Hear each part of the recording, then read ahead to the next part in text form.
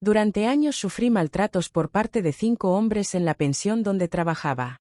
Me trataron como si no valiera nada, hasta que un día decidí hacer justicia por mi propia mano. Lo hice con paciencia, sin que nadie sospechara que era yo, una simple cocinera que apenas sabía escribir su nombre. Tomé el camino que consideré necesario y, después de más de 60 años, vivo en paz con mis decisiones. Mi nombre es Elizabeth García Hernández, pero aquí en Chilpancingo todos me conocen como Doña Betty. Hace poco cumplí 83 años. Soy una señora pequeñita de 1,52 metros, con la piel curtida por el sol y las manos marcadas por años de trabajo. Mi cabello, que antes era negro como el azabache, ahora es blanco como la nieve, y lo llevo siempre recogido en un chongo para sobrellevar mejor el calor de esta tierra. La gente dice que lo que más llama la atención son mis ojos cafés, que parecen mirar directamente al corazón de las personas. Aprendí a observar así por necesidad, para detectar las intenciones de quienes me rodeaban. Pero ahora quiero saber de ustedes, mis queridos oyentes. ¿Desde qué rincón de México me están escuchando? ¿Cómo se llaman? Cuéntenme en los comentarios.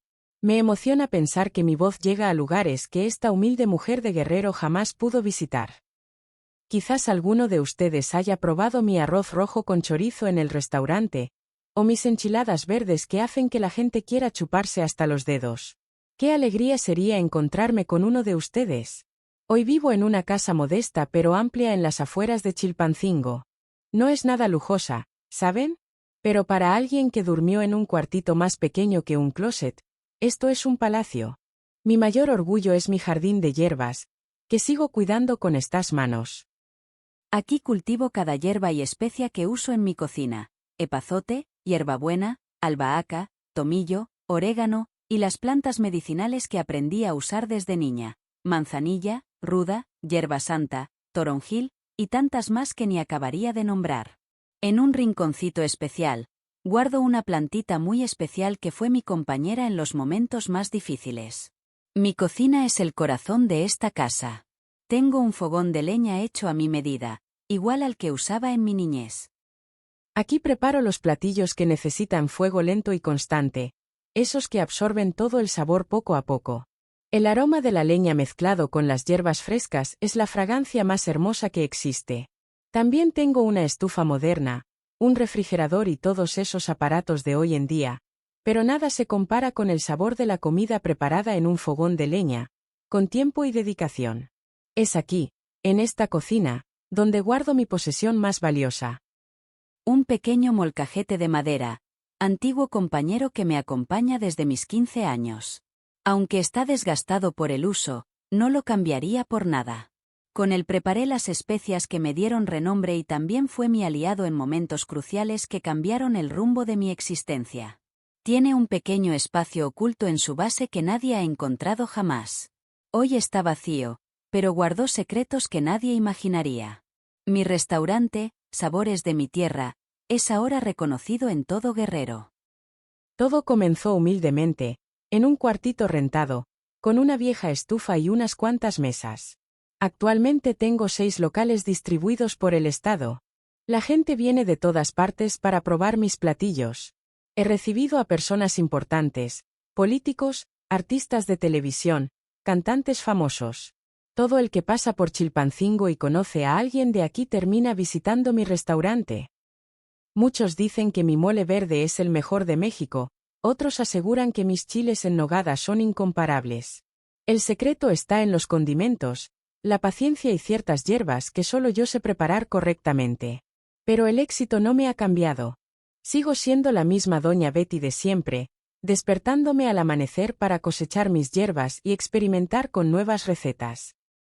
Ya no paso el día entero en la cocina del restaurante, principalmente porque mis piernas ya no son las de antes, pero sigo preparando personalmente algunos platillos especiales, sobre todo cuando vienen clientes de fuera. Y lo más importante, me dedico a contratar exclusivamente a mujeres que han atravesado situaciones difíciles. Cada muchacha que trabaja en mis restaurantes tiene una historia de sufrimiento que contar, como la que yo viví alguna vez. Me llena de orgullo ver a estas mujeres que llegan temerosas, con la mirada baja, y después de unos meses caminan con la frente en alto, sonriendo, haciendo planes. Las llamo mis hijas del corazón. He ayudado a más de 200 mujeres a recuperar su dignidad.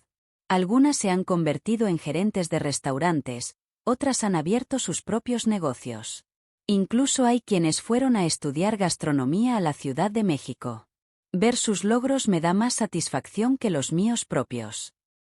Me han llamado protectora, pero no soy nada de eso.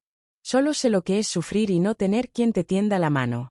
Sé lo que es estar en momentos oscuros y pensar que no hay salida. Y también sé que, a veces, un molcajete puede marcar la diferencia. ¿Cómo logré salir adelante y construir todo esto? A la mayoría les doy la respuesta que quieren escuchar. Trabajo duro, perseverancia, nunca rendirse. Pero la verdad completa, muy pocos la conocen. Es una historia que he guardado en mi corazón durante más de 60 años, por temor al juicio de la gente. La rechazarían o, peor aún, no creerían lo que voy a contar ahora. Me tomó más de 6 décadas mantenerlo en secreto. Ni siquiera mi nieta, que está grabando este vídeo, había escuchado la historia completa. Pero hoy, mi querida amiga, voy a liberar mi alma. Permíteme comenzar esta historia desde el principio. No es un cuento bonito, no es para dormir niños. Es el relato de una época en que las niñas pobres como yo éramos invisibles, cuando la justicia solo existía para los privilegiados. En 1952 yo tenía 14 años y vivía en Tixtla, Guerrero. Mi padre había fallecido de una fiebre misteriosa 2 años antes y mi madre luchaba por criar sola a 8 hijos. El hambre era nuestra compañera diaria. Vivíamos en una casita de adobe, con piso de tierra, dormíamos todos juntos en un cuarto pequeño. Pero al menos tenía a mi familia, ¿sabes? Tenía cariño, protección, o eso creía. Un día, llegó a casa un hombre llamado Ernesto Ramírez Quintero. Vestía ropa fina, bien planchada, y dijo que tenía una fonda en Chilpancingo y necesitaba una muchacha que ayudara en la cocina. Ofreció un sueldo mensual y hasta la posibilidad de estudiar. Para una familia necesitada como la nuestra, parecía una bendición. Mamá, con el corazón pesado, aceptó enviarme, una boca menos que alimentar y la promesa de un mejor futuro para mí. ¿Qué podía salir mal, verdad? Bueno, así comenzó todo. Empaqué mis pocas pertenencias, coloqué el molcajete de mi abuela entre mi ropa para que no se dañara y partí en la parte trasera de un camión hacia una ciudad desconocida, a trabajar para un extraño. No imaginaba el destino que me aguardaba. No sabía que esa decisión cambiaría mi vida para siempre, de una manera que nadie podría haber previsto. Jamás imaginé que yo, una jovencita pequeña que apenas sabía escribir su nombre, me convertiría en la persona que haría justicia ante 5 hombres que me dañaron. Me volví aquella que ellos nunca sospecharon, sirviendo tazas de café que escondían más que solo aroma. Les contaré todo sin reservas, el trato que recibí, las razones de mis actos y cómo, paso a paso, encontré mi propia forma de hacer justicia. Una justicia que nadie más haría por mí, servida en cada taza, con el sabor de la verdad. Pero permítanme comenzar desde el principio, pues solo así entenderán mi historia. Nací en Tixtla, un pueblito tan diminuto que apenas aparece en los mapas de Guerrero. Vivíamos en un pedazo de tierra que mi padre, don Manuel, consiguió después de años de trabajo como jornalero. Era tierra humilde, pedregosa, que daba poco, pero era nuestro hogar. Papá salía antes del amanecer y regresaba cuando el sol ya se había ocultado. Muchos días apenas lo veíamos. Era un hombre sereno, de pocas palabras, con manos fuertes y corazón noble. Mamá, doña María, además de cuidarnos, lavaba ropa ajena. Cargaba bultos y bultos de ropa de las familias adineradas de Tixtla hasta el río, bajo el sol ardiente. Volvía con la espalda doblada de tanto estar agachada lavando, con las manos rojas y agrietadas por el jabón, pero nunca se quejaba. Siempre nos decía: mientras haya salud, hay esperanza.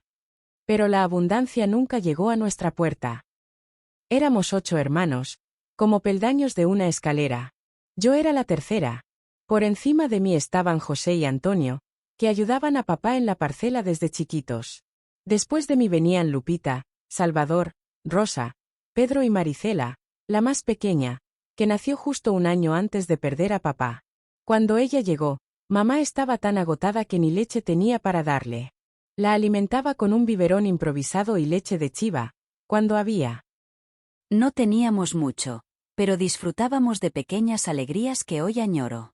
Recuerdo el aroma de la tierra después de la lluvia, que en Guerrero no era algo común. Cuando llovía, parecía una bendición. El olor de esa tierra húmeda nos llenaba de esperanza. Los niños corríamos solo para sentir el agua cayendo del cielo, para ver el polvo transformarse en lodo, para escuchar las gotas golpeando el techo de palma. La comida era escasa, pero su sabor permanece en mi memoria. Los frijoles se cocinaban despacio en el fogón de leña, sazonados apenas con manteca y una ramita de epazote que mamá cultivaba en una esquina del patio. El pozole se preparaba con maíz y carne, cuando había suerte. Las tortillas hechas a mano eran un festín diario. En ocasiones especiales, cuando la milpa daba buena cosecha, preparábamos tamales. El aroma llenaba toda la casa mientras esperábamos, mirando por la rendija del comal. Ningún tamal de plaza se compara con aquellos. Cada mañana nos despertaba el canto del gallo, puntual como reloj. Luego venían los sonidos de los animales, las vacas mugiendo para ser ordeñadas, las chivas balando, el puerco gruñendo en su chiquero. Después llegaba el concierto de los pájaros. Había cenzontle, calandria, primavera y muchos más que ni nombres les sé, formando un coro que ni el mejor director podría organizar. Esos momentos eran especiales, ¿sabe? Éramos pobres, pero teníamos nuestra manera de ser felices. Todo cambió cuando papá enfermó. Era 1950, yo tenía apenas 12 años. Empezó con una calentura que no cedía. Él, que nunca había guardado cama, de pronto no podía ni levantarse. Temblaba tanto que parecía que se rompería, sudaba frío. Después vino una fiebre que ni los paños húmedos aliviaban. Mamá intentó todo: tés de gordolobo, hojas de guayaba, corteza de tejocote, hasta cataplasmas de barro con hierbas en los pies, como enseñaba la curandera del pueblo. Nada funcionó. Cuando vio que no había remedio, mamá vendió las únicas 2 cosas de valor que teníamos: su anillo de matrimonio y un pequeño medallón de plata que había heredado de su abuela. Con los pocos ahorros, conseguimos un transporte para llevar a papá al doctor en la ciudad. Todavía recuerdo cómo lo cargaban, tan frágil y desmejorado, con la piel pálida y la mirada perdida. Ya no era el hombre fuerte que conocíamos. El médico lo revisó y recetó medicinas costosas, pero no pudo dar un diagnóstico claro. Podría ser fiebre tifoidea, tal vez paludismo, o quizás otra cosa, fue todo lo que dijo. Según mamá, papá regresó a casa, pero ya no volvió a levantarse. Se fue apagando poco a poco, como una veladora, hasta que una madrugada de junio, con el rocío cubriendo el suelo, dio su último aliento. No pudimos darle un funeral como merecía, el dinero no alcanzaba ni para una caja. Los vecinos, bondadosos, nos ayudaron a construir una con madera de pino. Lo enterramos en el panteón del pueblo, bajo un árbol de jacaranda. Mamá guardó su dolor en silencio, como hacen las mujeres fuertes que saben que no pueden quebrarse cuando tienen 8 bocas que alimentar. La carencia, que ya era nuestra compañera diaria, se volvió más cruel. Sin papá trabajando la tierra, la comida escaseaba. Mamá lavaba ajeno desde el amanecer hasta la noche, pero nunca era suficiente. Mis hermanos mayores, José y Antonio, intentaron mantener la milpa, pero eran muy jóvenes y les faltaba la experiencia de papá. Las cosechas menguaron, y poco a poco tuvimos que vender los animales para poder comer. Pronto fue evidente que no podíamos seguir todos juntos. La primera en partir fue mi hermana Lupita, 1 año menor que yo. Una familia de comerciantes necesitaba quien ayudara con sus niños pequeños. Ofrecieron techo, comida y algo de ropa usada. De pago, ni hablaron. Mamá lloró toda la noche a escondidas, pero al día siguiente preparó el pequeño bulto de Lupita y la llevó. «Es por tu bien, mijita», repetía, como queriendo convencerse. Lupita tenía 11 años y llevaba casi 3 años sin ver a la familia cuando me tocó irme a mí. Después fue Salvador, de 10 años, quien fue enviado a trabajar a un rancho ganadero, durmiendo en el establo. De vez en cuando mandaba recados diciendo que estaba bien, pero su letra era temblorosa, apenas legible. Y así, 2 hermanos más fueron acogidos por familias pudientes, con la promesa de buen trato, alimentación, ropa y quizás educación. Promesas que el viento se llevó. Mientras tanto, yo ayudaba a mamá con la ropa ajena. Cada día me sentía más cansada, sabiendo que pronto sería mi turno de partir. Era el destino común de las niñas pobres, servir en casa ajena, cuidando hijos ajenos, hasta tener edad de casarse y comenzar el mismo ciclo. Fue en un septiembre caluroso cuando llegó él. Don Ernesto Ramírez apareció montando un caballo negro reluciente, vestido impecable y con sombrero tejano. En nuestro pueblo, donde todos andábamos con ropa remendada y huaraches, parecía un señorón. Don Juventino le había dicho dónde encontrar familias con muchachas que supieran cocinar y quisieran una oportunidad en la ciudad. Doña María, me dijeron que tiene usted una hija que es muy buena en la cocina, dijo, sentándose en nuestro portal mientras aceptaba el café de olla que mamá le ofreció. Tengo una pensión en Chilpancingo y necesito una muchacha honrada y trabajadora que me ayude en la cocina. Hablaba con voz suave, mirando alternadamente a mamá y a mí, mientras yo servía el café con manos temblorosas, observando de reojo a aquel desconocido. Don Ernesto explicó que su pensión recibía gente decente.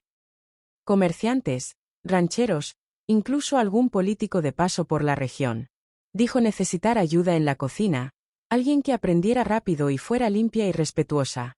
Ofreció hospedaje, alimentación, ropa limpia y un sueldo mensual, hasta la posibilidad de estudiar. Como un dulce a un niño hambriento, la oferta era tentadora. Después de tanta adversidad, queríamos creer que al menos uno de nosotros tendría una oportunidad mejor. Y yo, inocente, también lo creí.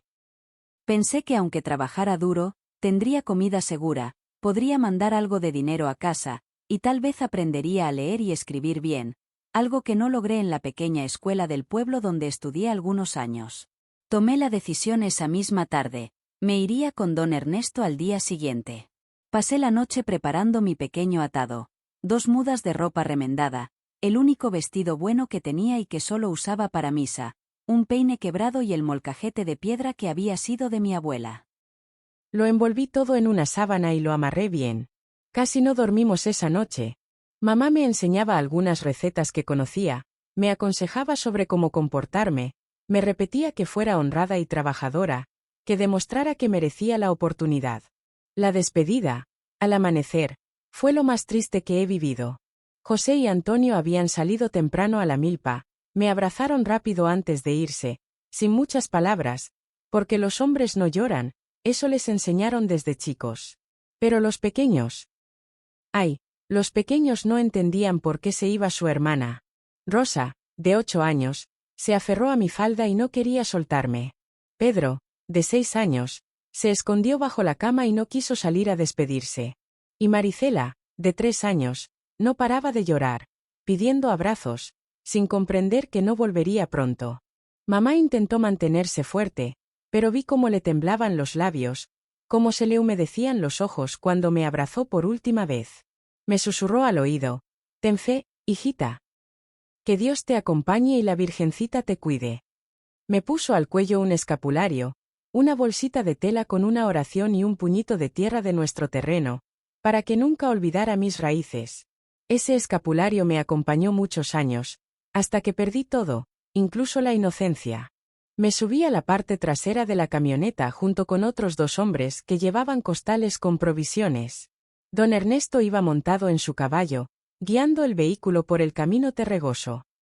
Al alejarnos, volteé para ver a mi mamá parada frente a nuestra humilde casa, con mis hermanitos agarrados de su falda, despidiéndose.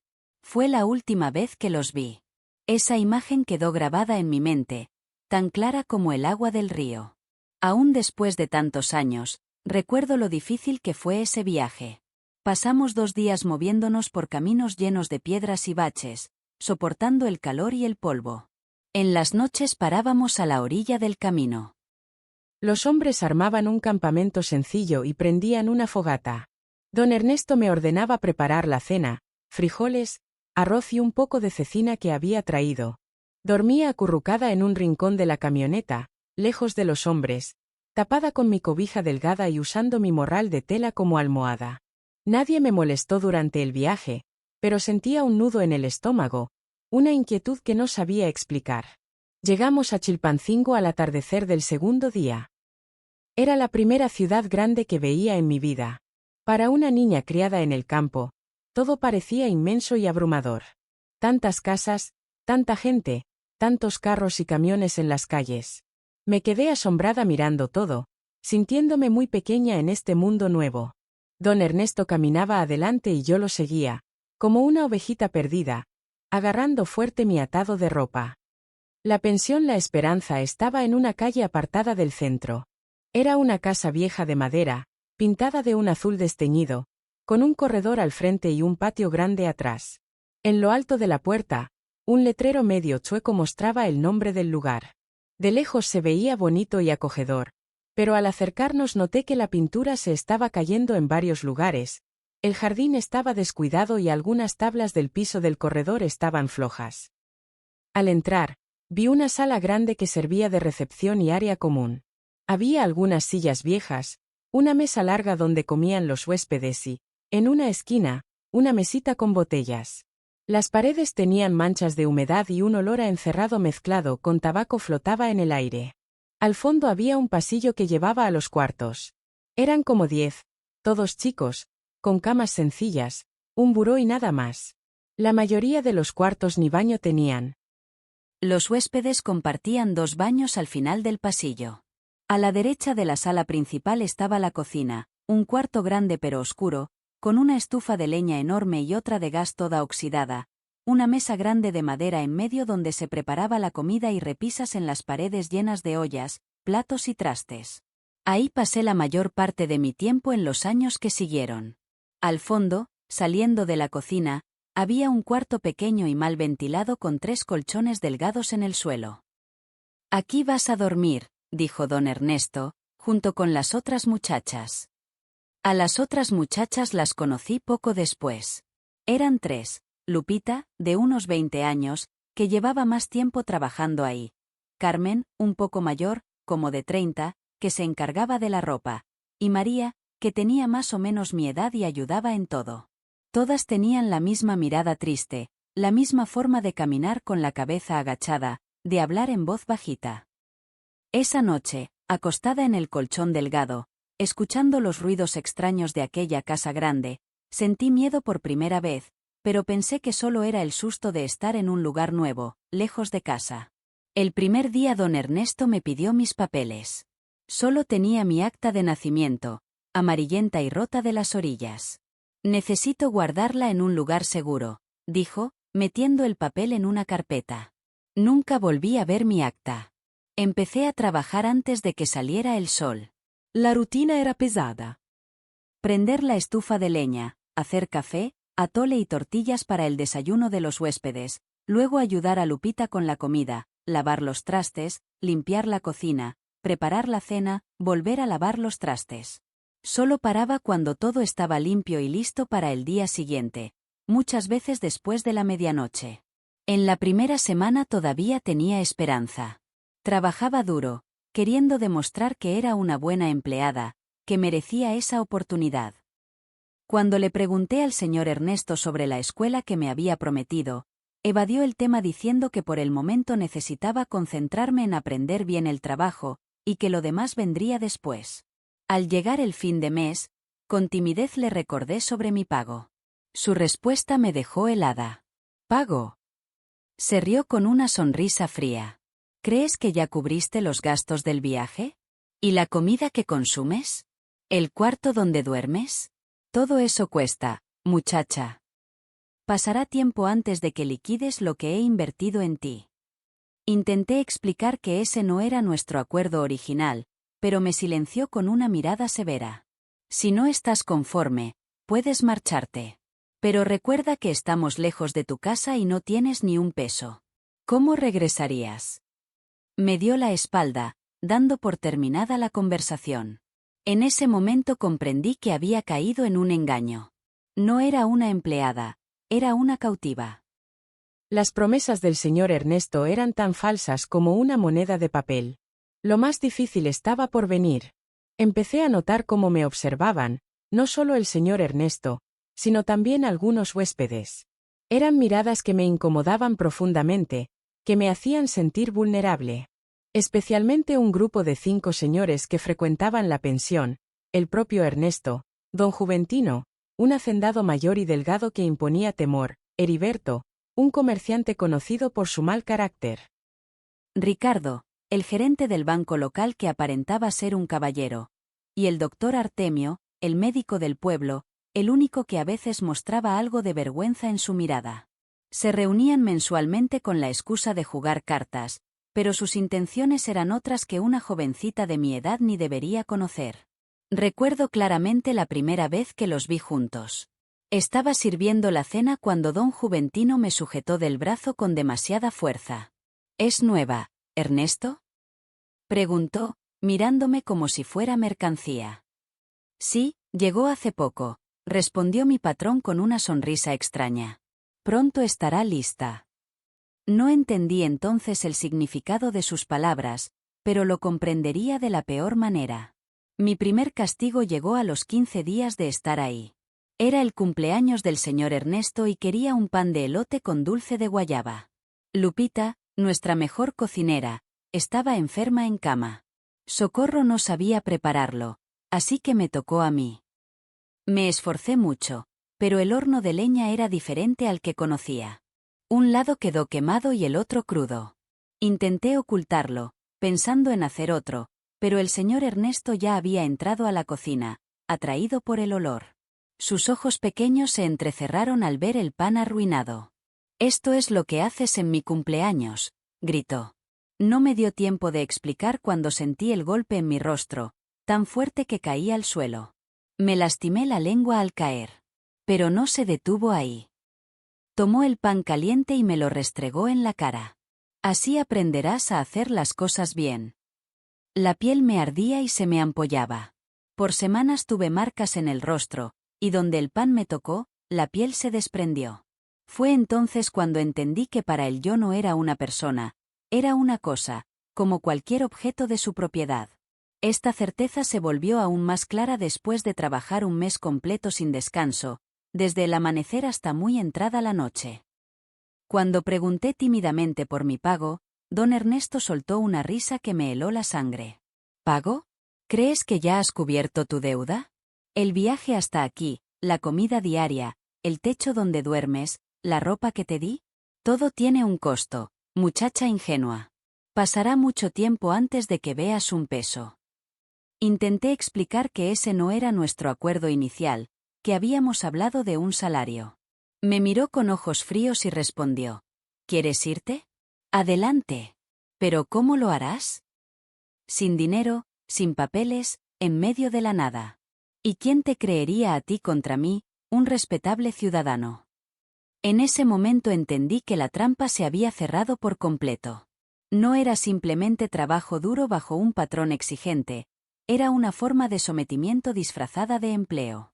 Y lo peor estaba por venir. Había 5 señores que frecuentaban la pensión regularmente, formando una especie de club.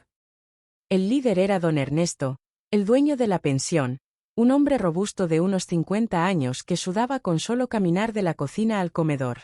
Su rostro siempre estaba colorado y brillante, usaba sombrero incluso dentro de casa y, al quitárselo, revelaba una calvicie que intentaba disimular peinando algunos mechones. Tenía manos pequeñas para su tamaño, con dedos cortos y gruesos, y siempre llevaba un gran anillo dorado en el meñique. Don Juventino era el mayor y más respetado del grupo, un hacendado de 65 años, alto y delgado como un poste, siempre impecablemente vestido incluso en el calor más intenso. No era un verdadero hacendado, pero la gente lo llamaba así por su poder en la región, sus extensas tierras y su ganado. Se decía que había hecho desaparecer a personas por menos que una disputa, y que tenía gente a su servicio por todo el estado. Su mirada era lo más intimidante. Ojos claros, casi transparentes, que parecían carecer de alma. Heriberto era un comerciante de ganado de unos 45 años que viajaba por la región.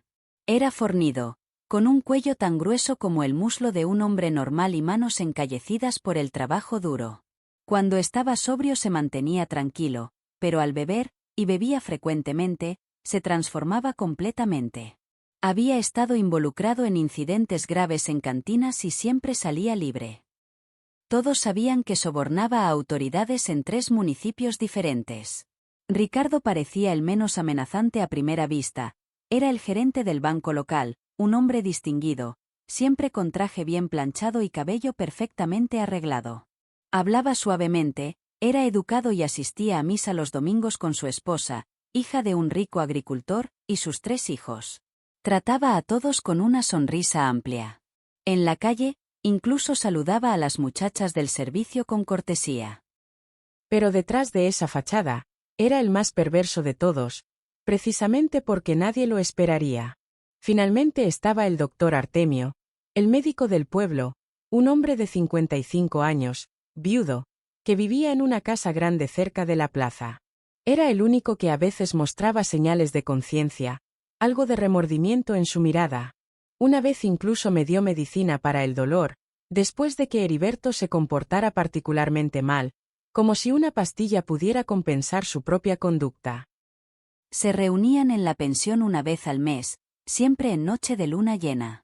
Don Juventino era supersticioso, decía que la luna llena aumentaba el poder de los hombres. La llamaban cena de amigos, pero nosotros, los empleados, la conocíamos de otra manera, la noche temida. Todo comenzaba como una cena normal.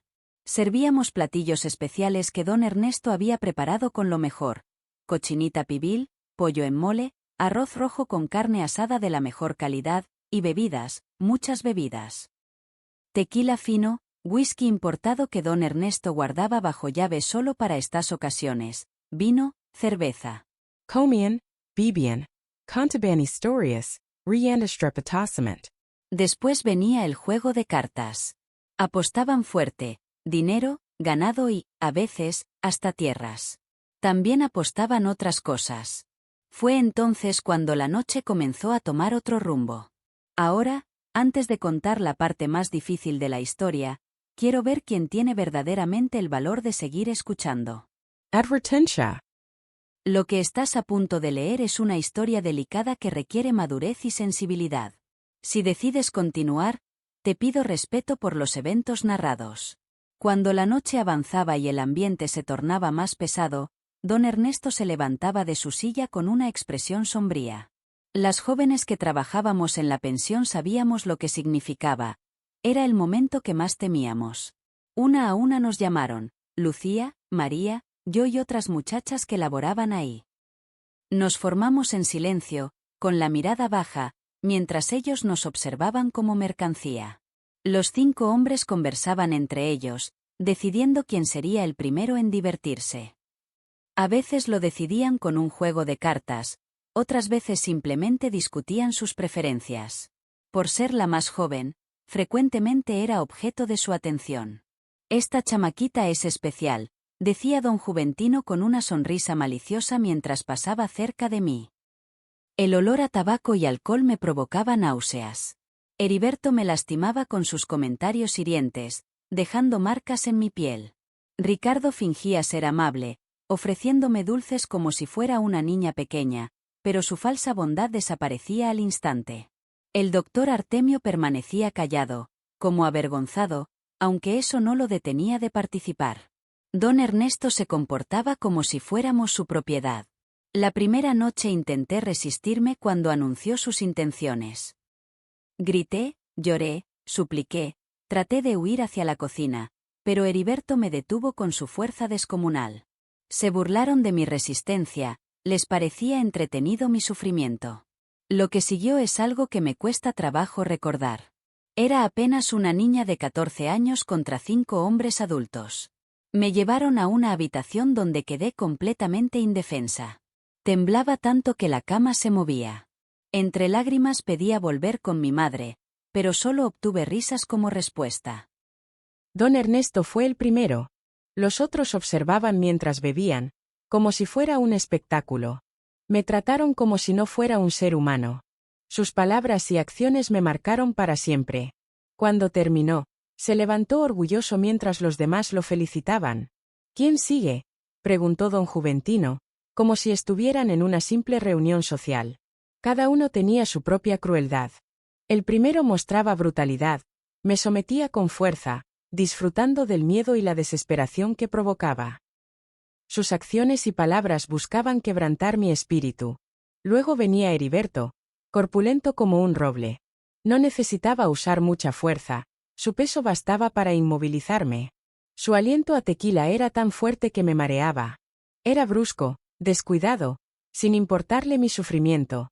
Es solo la sirvienta, ni siquiera es persona, les decía a los otros cuando me quejaba del dolor. A veces bebía tanto que no podía terminar lo que empezaba, lo que lo enfurecía más, culpándome por su propia incompetencia. Ricardo era cruel de una manera distinta. Le gustaba hacerme sentir menos que nada. Me obligaba a hacer cosas degradantes mientras mantenía esa sonrisa educada que mostraba en la calle. Y si no obedecía, sabía exactamente cómo causarme el mayor sufrimiento sin dejar marcas visibles. Un día intenté escapar. Pensé que había logrado alejarme lo suficiente, seguí caminando por el camino solitario. Pero entonces escuché el motor de una camioneta acercándose. Antes de poder esconderme, el vehículo se detuvo junto a mí y Heriberto bajó. «Mira lo que tenemos aquí, una pajarita tratando de volar», dijo con el aliento cargado de alcohol.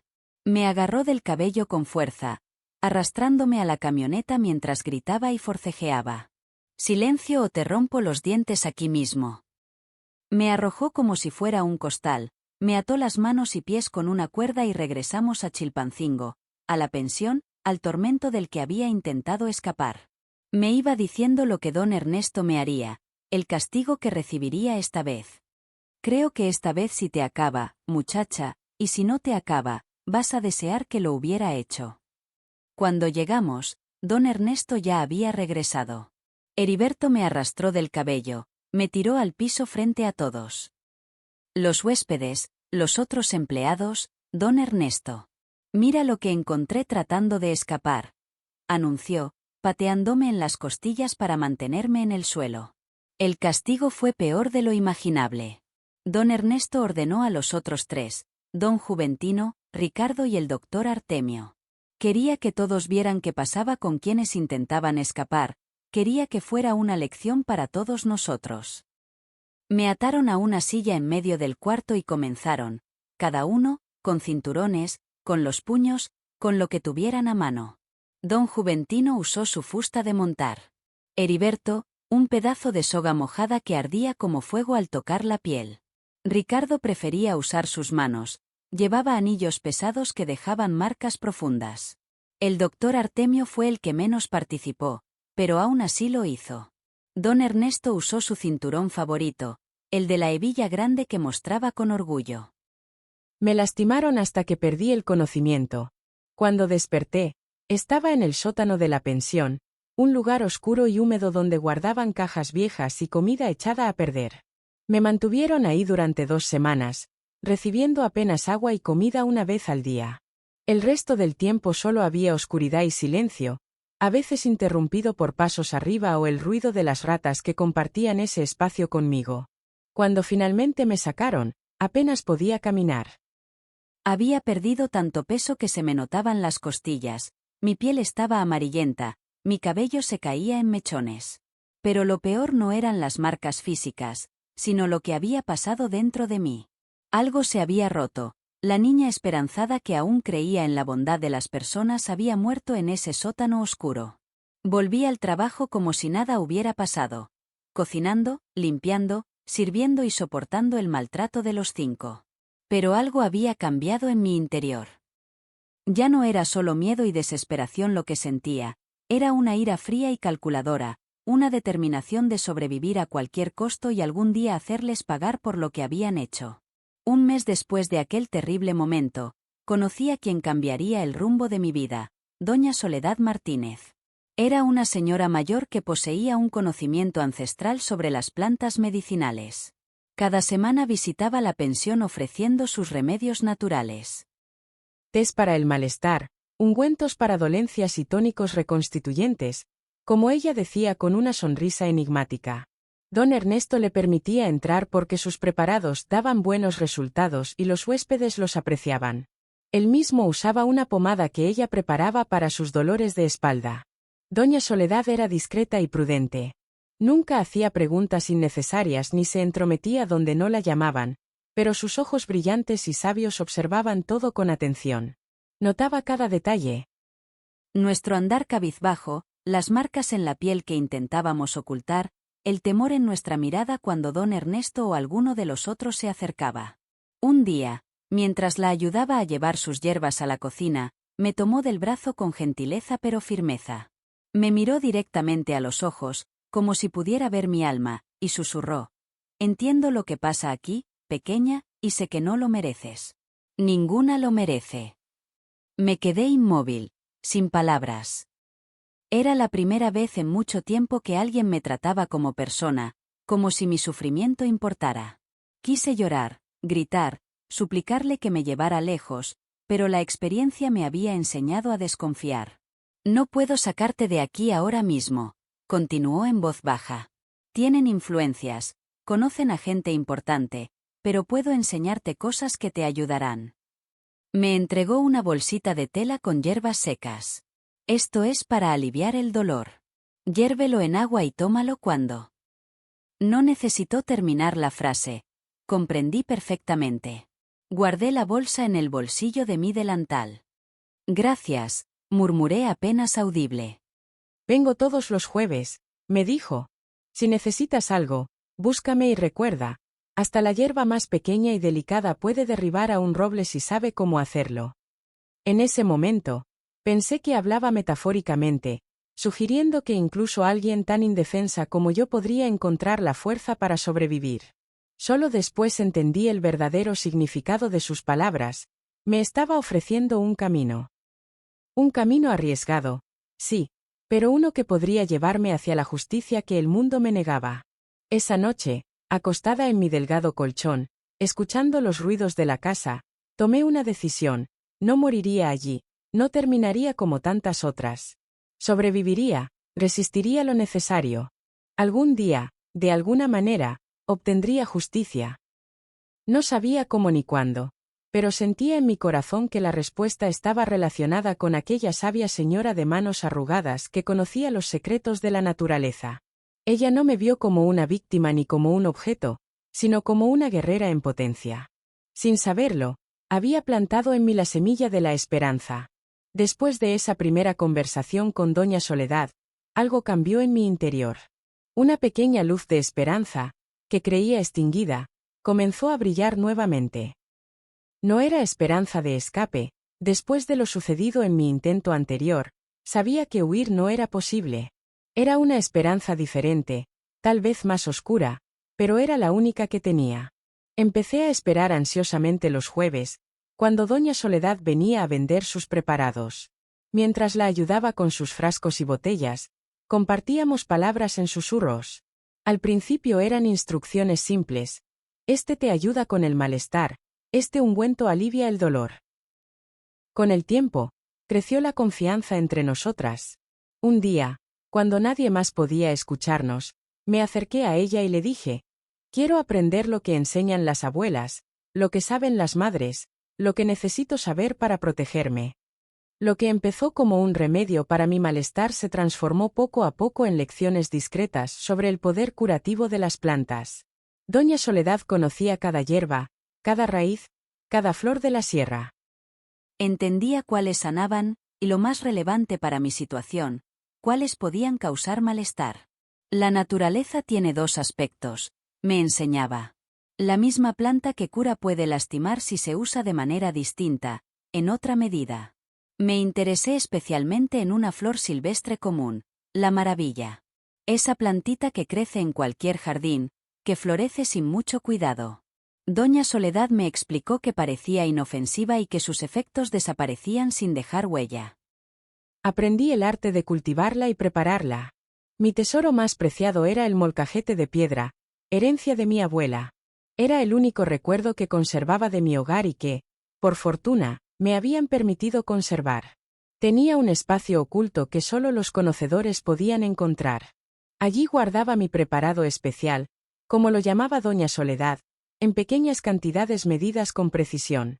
La idea fue desarrollándose despacio. No podía ser precipitado ni evidente.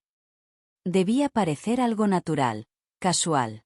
Era necesario comenzar por los más frágiles del grupo, aquellos que no levantarían sospechas si enfermaban primero. El doctor Artemio fue mi primer objetivo. No porque fuera menos cruel. Todos eran igual de despiadados, sino porque siendo médico, si caía enfermo por causas aparentemente naturales, nadie lo cuestionaría. Al fin y al cabo, ¿quién dudaría? Comencé a agregar pequeñas cantidades de mi preparado al café que servía en los desayunos. Era una cantidad mínima, pero se iba acumulando día tras día. Al principio no hubo cambios notables. Casi dudé de su efectividad. Después, cerca del tercer mes, el doctor Artemio empezó a sentirse cansado y con molestias en las articulaciones. Son los años, comentaban los demás. Él mismo pensó que era reuma, quizás anemia, y se recetó medicamentos e inyecciones que él mismo se aplicaba. Nada mejoró su condición. Para el sexto mes, había perdido peso visiblemente, su piel estaba pálida y sus ojos hundidos. Tenía temperatura que iba y venía, sudaba por las noches, y una tos persistente. Ya no asistía a las reuniones especiales, le faltaban fuerzas. Los otros se burlaban diciendo, el doctor necesita vitaminas, entre risas.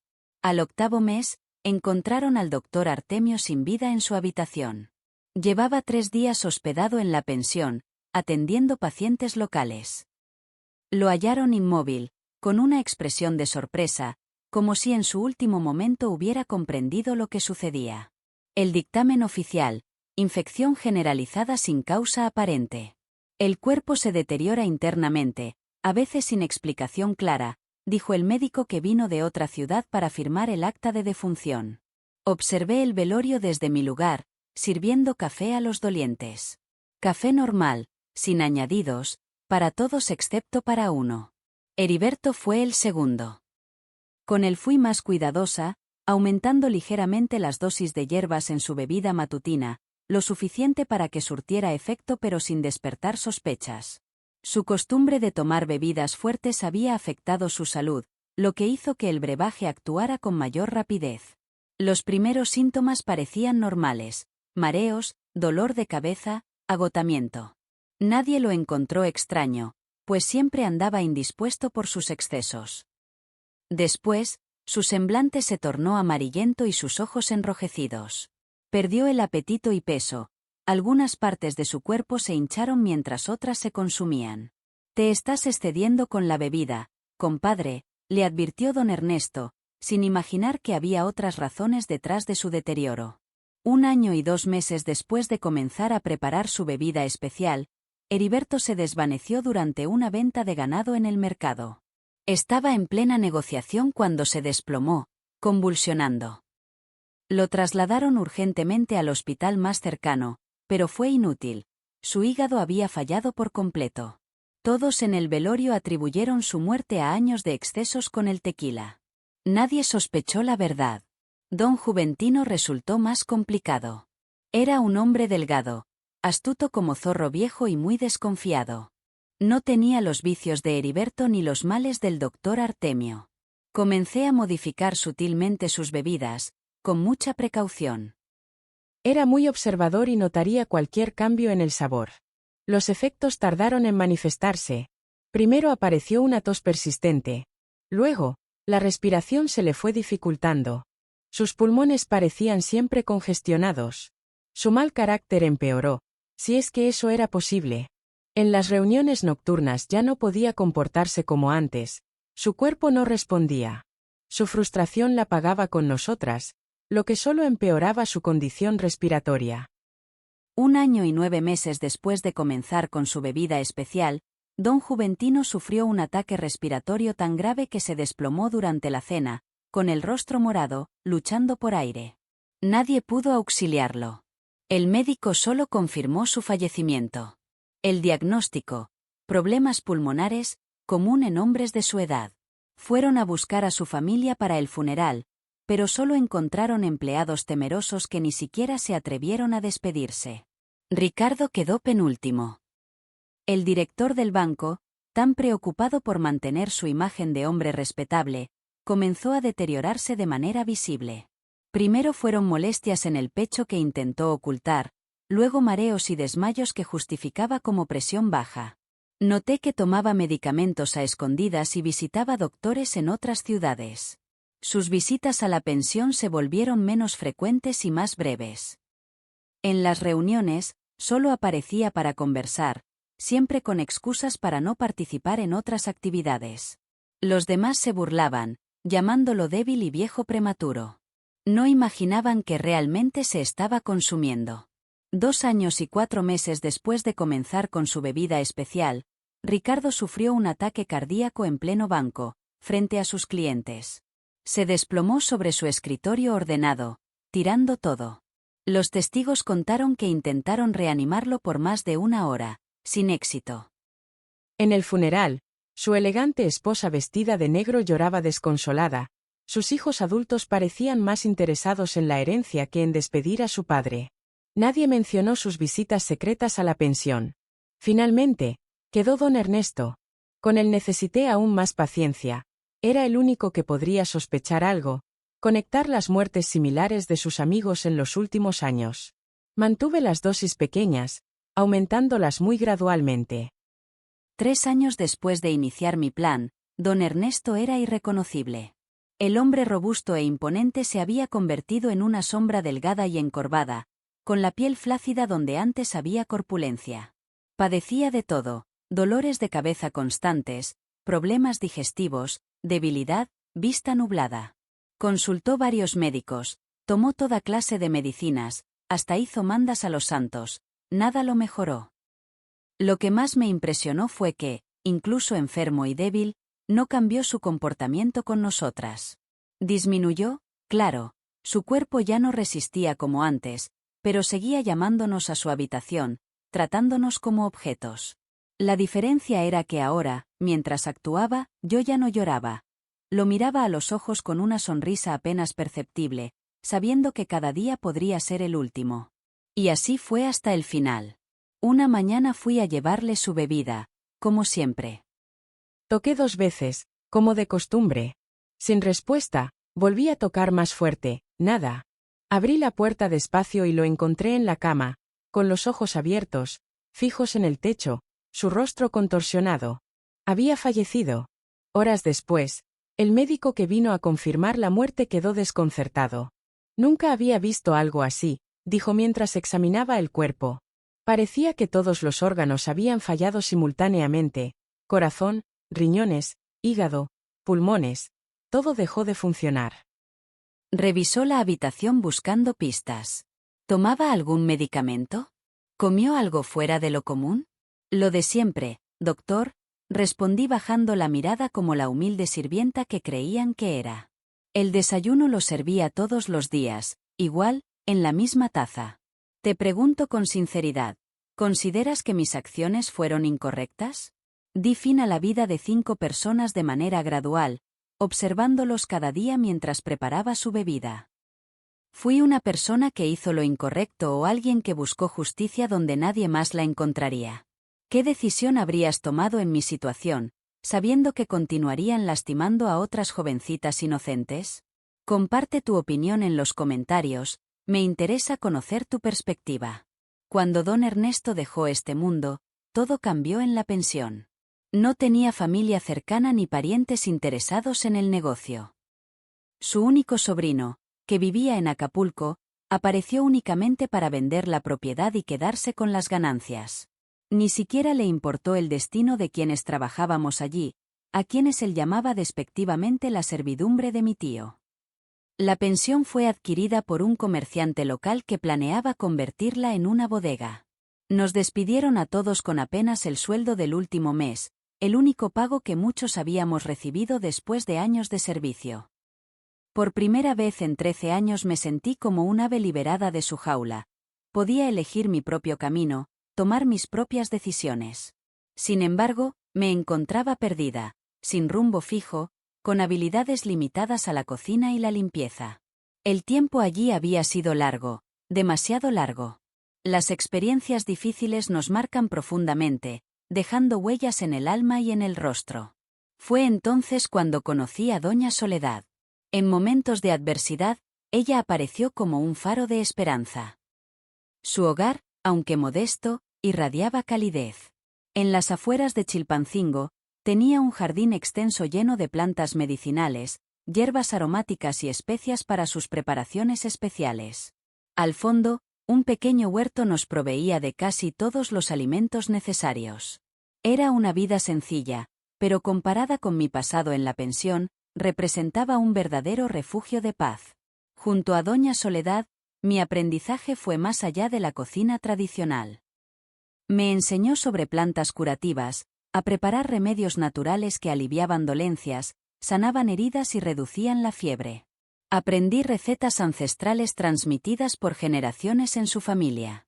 Y lo más importante, desarrollé verdaderas habilidades culinarias, no solo lo básico que hacía en la pensión, sino platillos elaborados y sabrosos, con sazones únicos que marcaban la diferencia. Gracias a Doña Soledad conseguí mi primer empleo formal. Conocí al dueño del restaurante Sabores de mi tierra, que estaba cerca. Un día me dijo: necesitan ayuda en la cocina, hablé de ti, quieren conocerte. Era un establecimiento sencillo, frecuentado por trabajadores, viajeros y personas que buscaban buena comida a precio accesible.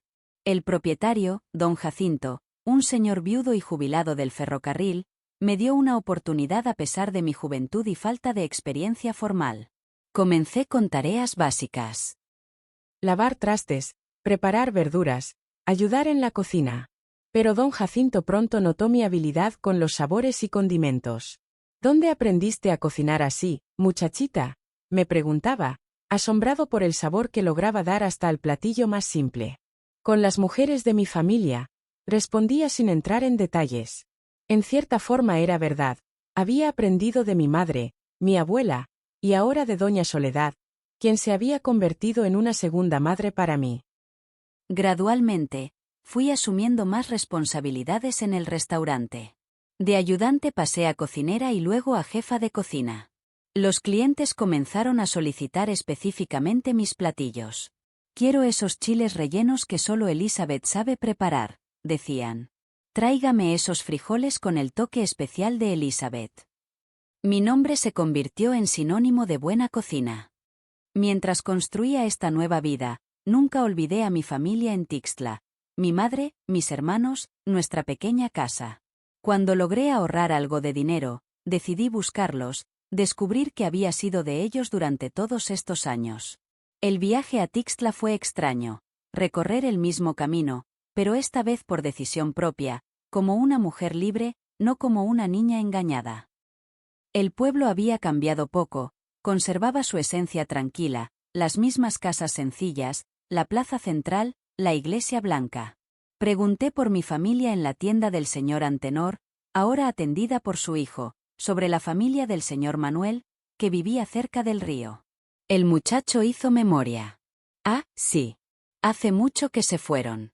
Después de que falleció doña Iracema, los hijos se dispersaron, cada quien tomó su rumbo. La noticia me atravesó el corazón. Mi madre había partido de este mundo creyendo que yo estaba viva en algún lugar, quizás feliz, como le había prometido don Ernesto. Se fue sin conocer la verdad, sin saber el sufrimiento que había pasado. Tal vez era mejor así, que conservara la ilusión de que su hija estaba bien, que el sacrificio de dejarme ir había valido la pena.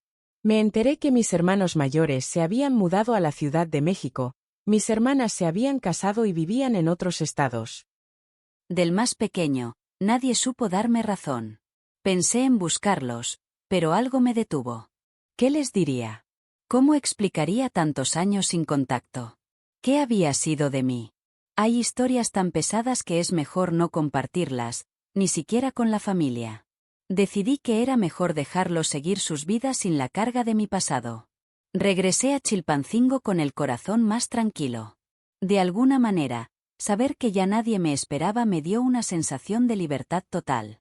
Era momento de empezar de nuevo. Fue entonces cuando comencé a tender la mano a mujeres que atravesaban situaciones difíciles, como la mía. La primera fue Carmen, que llegó al restaurante lastimada, escapando de una situación familiar complicada. Le ofrecí comida y un lugar para descansar en la parte trasera del local. Después la ayudé a conseguir trabajo limpiando en una tienda. Luego llegó Lupita, una jovencita de 15 años que había sido engañada con falsas promesas de trabajo. Logró escapar antes de caer en una trampa, pero no tenía a dónde ir. La acogí, le enseñé el arte de la cocina y le di refugio hasta que pudo valerse por sí misma. Una tras otra, estas mujeres fueron llegando, como si existiera una red invisible entre quienes sufren, un código secreto que solo ellas conocían. Vayan con Elizabeth del restaurante Sabores de mi Tierra, ella las ayudará, se decían. Y así lo hice. Les di alimento, un lugar para dormir, trabajo temporal, un hombro para llorar y consejos nacidos de mi propia experiencia. Detrás de toda esta ayuda estaba la certeza de que mis acciones pasadas, aunque difíciles, habían servido para evitar que otras sufrieran el mismo destino que yo. Mi historia permaneció en silencio durante décadas, guardada como un secreto hasta que el tiempo borró todo rastro de aquellos días oscuros. Así, aquella niña de 14 años, que llegó engañada a la ciudad, se transformó en una mujer decidida a hacer la diferencia, convirtiendo su dolor en fuerza para ayudar a otras. Mi cocina, que antes guardaba amargos secretos, ahora solo contenía hierbas curativas y especias que daban sabor a la vida. Una transformación sutil pero poderosa, como la mía propia. Trabajé en el restaurante Sabores de mi Tierra durante casi 7 años. Cada mes guardaba una parte de mi sueldo en una lata de chiles en vinagre vacía, enterrada en el patio trasero de Doña Soledad. Ahorré cada centavo soñando con tener mi propio negocio. Don Jacinto fue un excelente maestro, me enseñó tanto sobre la administración como sobre la cocina. Cuando su salud comenzó a fallar, me llamó para conversar. Elizabeth, estoy pensando en vender el restaurante. Ya no puedo con el ritmo. Quisiera que quedara en manos de alguien que lo cuide como yo lo he hecho. Era mi oportunidad, pero mis ahorros no alcanzaban ni la mitad del precio. Le conté a Doña Soledad sobre la propuesta, desanimada por no poder pagarla. Fue entonces cuando me sorprendió. Levantó una tabla suelta del piso de su sala, revelando un escondite con una caja de madera. Dentro había joyas antiguas, monedas y billetes. Este es mi seguro para la vejez, me explicó. Pero veo que tú lo necesitas más que yo. Con el préstamo de Doña Soledad, que después pagué hasta el último peso, compré el restaurante de Don Jacinto. No era nada lujoso, un salón con 10 mesas, una cocina pequeña pero práctica y clientes leales. Al principio apenas ganaba para mantenerme, mucho menos para pagar empleados. Entonces llegó Rosa, una señora de unos 30 años, que había dejado su hogar con sus 2 pequeños. Necesitaba trabajo y un lugar seguro. Sé hacer de todo, dijo con voz temblorosa. Solo necesito una oportunidad. Me vi reflejada en ella, recordando cuando yo también necesité ayuda. Le ofrecí trabajo y el cuarto del fondo del restaurante. Yo me quedé en casa de Doña Soledad. Rosa fue la primera. Después vinieron otras, Teresa, que había sufrido injusticias en su trabajo anterior, María Elena, que buscaba empezar de nuevo, Laura, una muchacha del campo que llegó a la ciudad engañada, Consuelo, que a los 16 años ya era madre soltera. Fueron llegando una a una, recomendadas por quienes ya habían encontrado refugio en el restaurante o traídas por Doña Soledad, quien conocía todas las historias tristes de la región. Al principio solo podía ofrecer trabajo temporal, un lugar donde dormir, comida caliente. Con el tiempo, me di cuenta de que necesitábamos algo más estructurado. Así nació mi filosofía, dar trabajo solo a mujeres, especialmente a aquellas que necesitaban más que un empleo, necesitaban una nueva oportunidad. Les enseñé a cocinar, a atender mesas, a administrar y, sobre todo, a recuperar su dignidad, a creer que merecían una vida mejor. El restaurante Sabores de mi Tierra comenzó a ganar reconocimiento. No solo por los platillos tradicionales, que se convirtieron en referente de la cocina guerrerense, sino por la calidez del servicio y el ambiente acogedor que creamos. Las mujeres que llegaban se sentían seguras, comprendidas, entre personas que las respetaban. Al expandir el local, derribando la pared que dividía los espacios, duplicamos la capacidad y pudimos recibir a más comensales. La cocina también creció, permitiéndonos capacitar a más personal. En ese tiempo, empezaron a solicitarnos para eventos especiales en Chilpancingo, fiestas familiares, ceremonias de graduación y celebraciones de boda. Al principio, yo misma me encargaba de todo, con 1 o 2 ayudantes. Pero la demanda creció tanto que tuve que formar equipos especializados. Esto nos dio la oportunidad de ofrecer más empleos y capacitación a las mujeres que buscaban una oportunidad. Los ingresos mejoraron considerablemente. Invertí en equipamiento moderno, ingredientes selectos y cursos de actualización para el personal.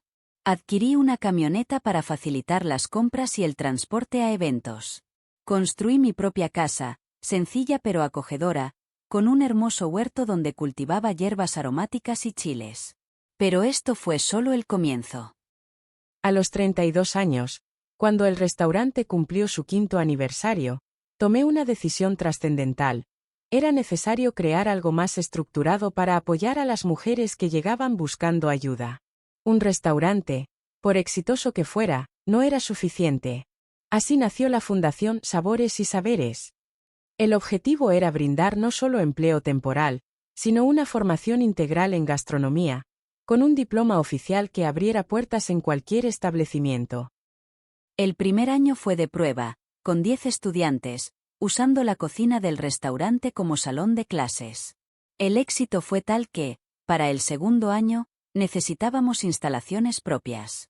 Adquirí un terreno en las afueras de Chilpancingo y construimos un edificio funcional, con cocina industrial, aulas, dormitorios para estudiantes y una estancia infantil. Todo pensado para que ninguna mujer abandonara sus estudios por no tener quien cuidara a sus pequeños. La fundación creció gradualmente. Recibimos apoyo de empresas locales, del ayuntamiento y de personas que creían en nuestra causa. Contratamos maestros especializados y ampliamos el programa para incluir administración de negocios, mercadotecnia y desarrollo empresarial. Queríamos que nuestras egresadas no solo dominaran la cocina, sino que pudieran emprender sus propios negocios. Y así fue sucediendo. Nuestras exalumnas abrieron sus propios restaurantes, servicios de banquetes y cafeterías, algunos en Chilpancingo, otros en poblaciones cercanas. Sin darnos cuenta, estábamos tejiendo una red de apoyo. Ya no éramos solo un restaurante, sino varios establecimientos en toda la región, unidos por la misma filosofía de dar oportunidades a otras mujeres. Decidí formalizar esta red bajo el nombre Sabores de mi Tierra, estableciendo estándares de calidad y un menú básico que cada local podía complementar con especialidades regionales. Los establecimientos que usaban la marca contribuían a la fundación, fortaleciendo así nuestro ciclo de ayuda. Lo que comenzó como un pequeño restaurante se transformó en 6 locales en Guerrero. No es una cadena inmensa, pero considerando mis inicios desde cero, superó mis expectativas más optimistas. Y lo más valioso no es el número de restaurantes, sino las vidas que hemos podido transformar.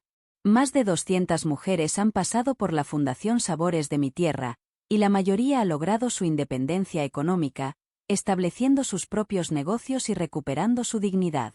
A menudo me preguntan si me arrepiento de mis acciones pasadas, si considero que debí buscar otros caminos, denunciar al señor Ernesto y a los otros 4 ante las autoridades. Cuando escucho estas preguntas, solo puedo guardar silencio y reflexionar. ¿Qué opciones tenía realmente una joven campesina en aquellos tiempos? ¿Qué autoridad tomaría en serio mi palabra contra la de 5 hombres respetados en la sociedad? Algunos cuestionarán mis decisiones, dirán que debí confiar en el sistema. Pero en aquella época, siendo una jovencita sin recursos, ¿qué alternativas existían? Ellos tenían todo el poder, la influencia y el dinero, mientras yo solo contaba con mi dolor y mi verdad. Si hubiera denunciado, probablemente me habrían desacreditado, o peor aún, podría haber terminado como tantos otros que intentaron enfrentarse a personas poderosas, desaparecidas sin dejar rastro. Actué por necesidad, para protegerme y evitar que otros sufrieran el mismo destino. Cada uno de esos hombres había lastimado a muchas personas antes que a mí, y seguirían haciéndolo. ¿Cuántas jovencitas inocentes pasaron por la pensión La Esperanza? ¿Cuántas no pudieron contar su historia? El doctor Artemio, tras su fachada respetable, había traicionado la confianza de sus pacientes durante años.